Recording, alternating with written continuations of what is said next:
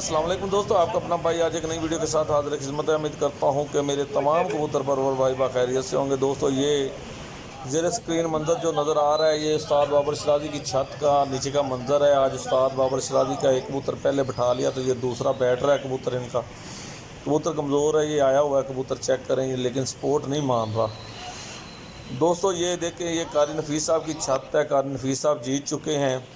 दोस्तों मैं आपको बताता चलूँ कि कारी नफीस और उस्ताद बाबर सिराजी के दरमियान 5 बाजियाँ तय हुई थी। तो पहली बाजी उस्ताद कारी नफीस विन हुए थे और दूसरी बाजी उस्ताद बाबर सिराजी विन हुए थे। जैसे दूसरी बाजी उस्ताद बाबर सिराजी विन हुए थे तो उनकी कबूतरियाँ बहुत बुलंदी में थी, बहुत अच्छी थी।